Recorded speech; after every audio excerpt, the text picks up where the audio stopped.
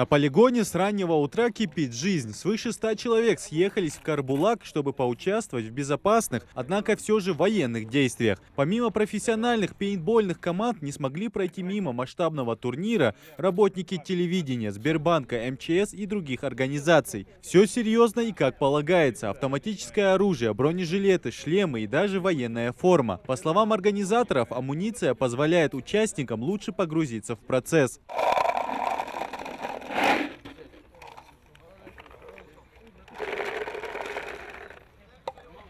Первыми вступают в сражение команды телевизионщиков НТРК и ГТРК. Все готовы и рвутся в бой. Но сначала инструктаж, ведь перестрелка хоть и не с реальными патронами, однако все же травмоопасна. Самое важное правило, когда был дан старт, когда игра идет и так далее, маска запотела, маска сломалась, маска упала, абсолютно бедачно. Маски ни в коем случае не снимаем. Это самое важное правило. Даже если вот кого выбили, игрока, которого выбили, который уходит и просто в стороне смотрит, даже он до конца матча маску не снимает. Насчет маски такие правила. Дальше. Насчет попадания. У нас немного свои правила. Попадание в маркер, то есть в автомат имеется в виду, не считается.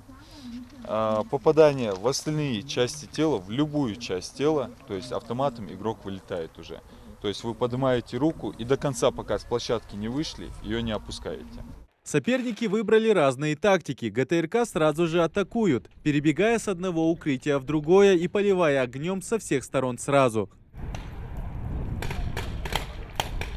Судя по первой жертве, телевизионщики национального не дрогнули, нащупали свою игру и теперь атакует уже команда НТРК. Выстрел за выстрелом соперники обстреливают друг друга со всех сторон, постепенно выбивая игроков. К середине игры с каждой стороны выходят по 2 игрока. Последние минуты явно за НТРК. Парни виртуозно снимают еще двоих, а последний противник, выжидая, в итоге сам становится жертвой. Победа команды национального, однако стоит отметить, игра была равная. Просто в этот раз удача была на стороне магасовцев. Но если учитывая, что из 5 нас только 2 в принципе играли в пейнтбол, я так считаю, что нормально сыграли.